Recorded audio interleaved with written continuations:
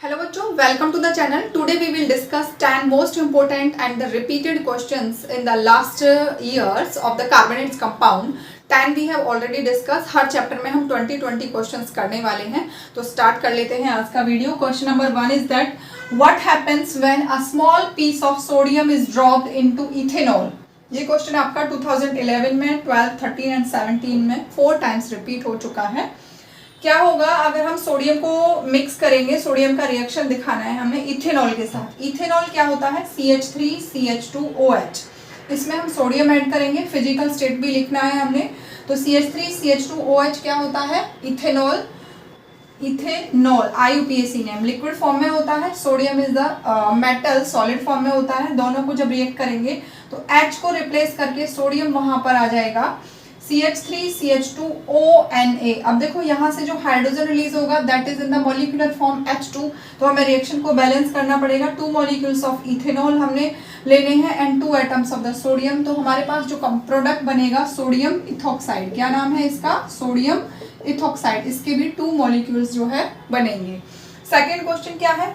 What will you observe on adding 5% alkaline KMnO4 solution. Alkaline KMnO4 क्या काम करता है? ऑक्सीडाइजिंग एजेंट का काम करता है, ऑक्सीजन की सप्लाई करता है रिएक्शन में.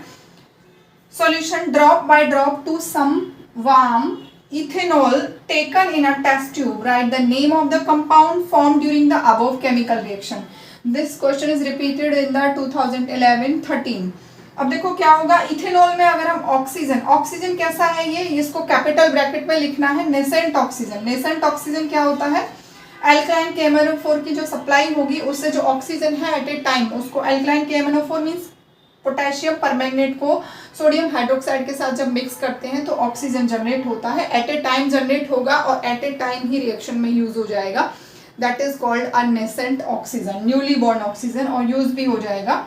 तो इसमें क्या होगा, यहाँ 2 हाइड्रोजन एक ऑक्सीजन के साथ मिलकर वाटर बना देंगे और ये जो ऑक्सीजन है यहाँ पर ऐड हो जाएगा. एक ऑक्सीजन यहाँ पहले से है तो CH3COOH. एक ऑक्सीजन था, एक यहाँ से आया और ये 2 हाइड्रोजन है, ये ऑक्सीजन के साथ मिलकर वाटर बना देंगे तो इथेनॉल से बन जाएगा ethanoic acid.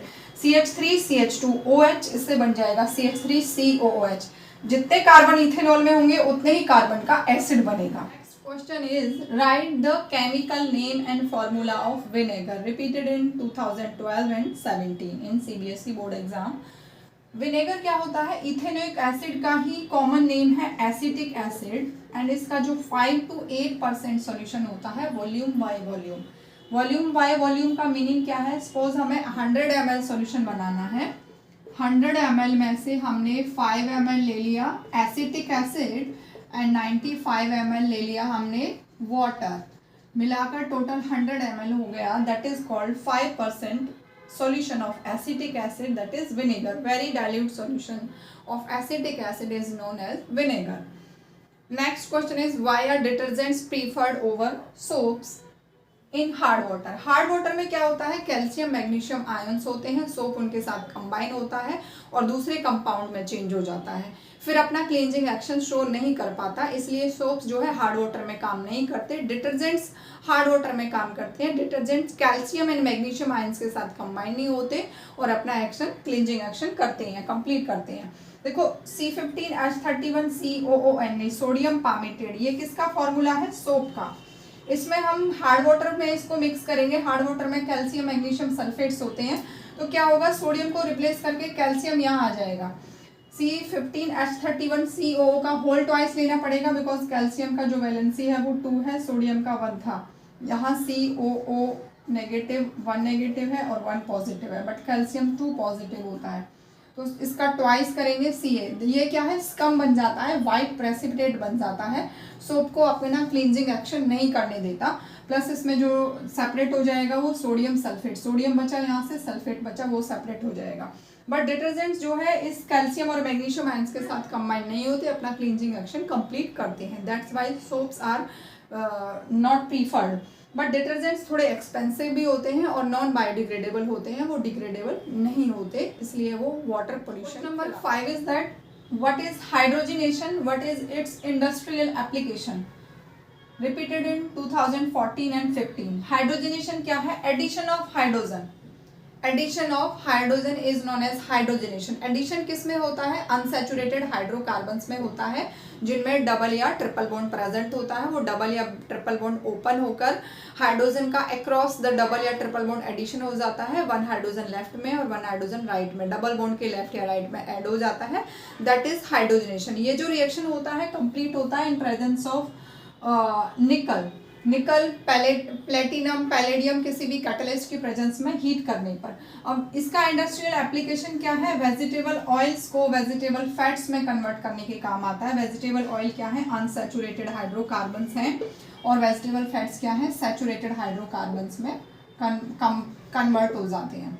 Addition of hydrogen, इसका इंडस्ट्रियल एप्लीकेशन क्या है? इंडस्ट्रियल एप्लीकेशन है वेजिटेबल ऑयल को वेजिटेबल फैट्स में कन्वर्ट करने के काम आता है। वेजिटेबल ऑयल अनसैचुरेटेड हाइड्रोकार्बन्स होते हैं, उनमें हाइड्रोजन ऐड करेंगे इन प्रेजेंस ऑफ निकल platinum palladium any catalyst. Heat करने पर वो वेजिटेबल फैट्स यानी कि सैचुरेटेड कंपाउंड्स में कन्वर्ट हो जाते हैं। फॉर एग्जाम्पल इथीन में अगर हम हाइड्रोजन ऐड करते हैं CH2 डबल बॉन्ड CH2, तो ये हाइड्रोजन एक लेफ्ट में और एक राइट में कन्वर्ट हो जाएगा CH3 इथीन से बन जाएगा ethane. Next question is that carbon does not form ionic compounds Y.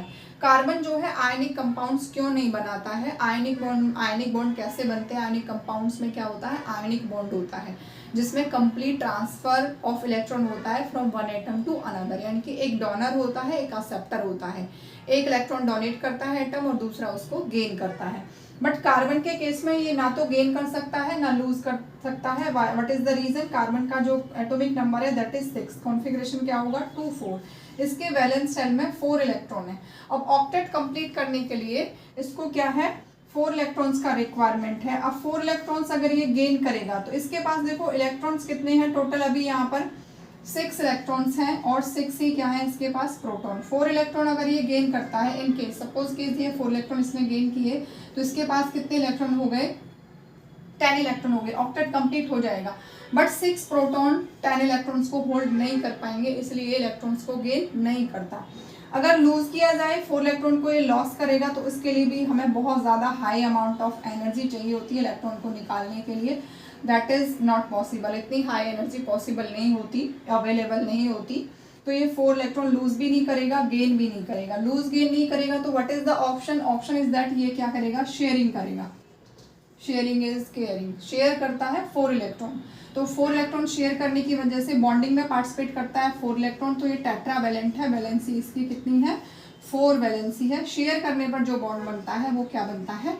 Covalent bond. तो carbon form covalent bond, not ion. Number 7 is that carbon compounds have low melting point and boiling points why. Question is repeated in 2014, 20 and 22। Carbon compounds के बीच में क्या होता है? Week van der Waal forces होते हैं, weak forces of attraction होते हैं। फॉर एग्जांपल ये एक कार्बन कंपाउंड है, कार्बन का ही मॉलिक्यूल है CH4 मीथेन। अब इन मॉलिक्यूल्स के बीच में जो फोर्स ऑफ अट्रैक्शन होता है वो बहुत वीक होता है। थोड़ा सा ही हीट लगाने पर, फोर्स लगाने पर, हीट मीन्स वही फोर्स लगाने पर क्या होता है? ये ब्रेक हो जाता है। दैट फोर्स ओवरकम, ब्रेक हो जाएगा। तो इसीलिए इनके मेल्टिंग एंड बॉइलिंग पॉइंट क्या होते हैं? बहुत कम होते हैं, लो होते हैं।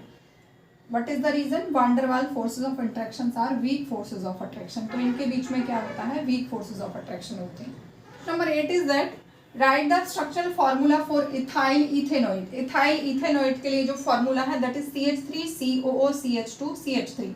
देखो एसिड से ये बनता है CH3COOH। इस H के रिप्लेसमेंट में हम कोई भी इथाइल ग्रुप लगा देते हैं। इथाइल ग्रुप क्या होता है? CH2CH3। H को रिप्लेस करके ये ग्रुप लगा दिया। अब ये क्या है? एस्टर है। एस्टर जो फ्रूट स्मेलिंग कंपाउंड्स होते हैं, इस एस्टर का जो डबल ऑक्सीजन के बाद वाला ग्रुप है उसको पहले लिखते हैं एज अ प्रीफिक्स इथाइल है। बाद में कितने कार्बन रह गए? 2 कार्बन, तो इथेन प्लस O8 इथेनोइड बन जाएगा। This is the chemical formula for ethyl इथेनोइड। And the next question is question number 9। Name a cyclic unsaturated carbon compound पूछा गया है 2020 में। दूसरे तरीके से कैसे पूछ सकते हैं? Right the structural formula of benzene. Benzene का स्ट्रक्चरल फॉर्मूला पूछा है, केमिकल फॉर्मूला दिया है आपको, मॉलिक्यूलर फॉर्मूला C6H6 2019 में पूछा है ये दोनों मैंने एक साथ इसलिए लिखे हैं क्योंकि दोनों सिमिलर से हैं, दोनों का आंसर सेम ही है, इसके लिए दूसरा आंसर भी हो सकता है, मैं आपको एक्सप्लेन कर देती हूँ।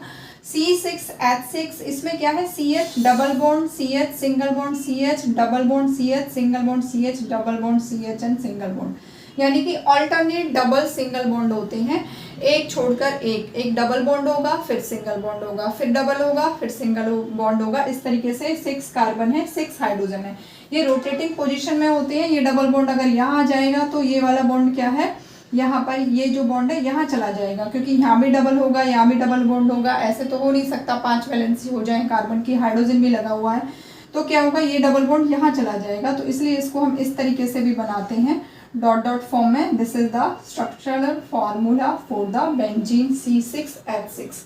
ये एक साइक्लिक कंपाउंड है, अनसैचुरेटेड है। Unsaturated means the compound containing double और ट्रिपल बॉन्ड, एक डबल या ट्रिपल तो होना ही चाहिए, उससे ज़्यादा भी हो सकते हैं, जैसे इसमें क्या है 1, 2 एंड 3 डबल बॉन्ड्स हैं।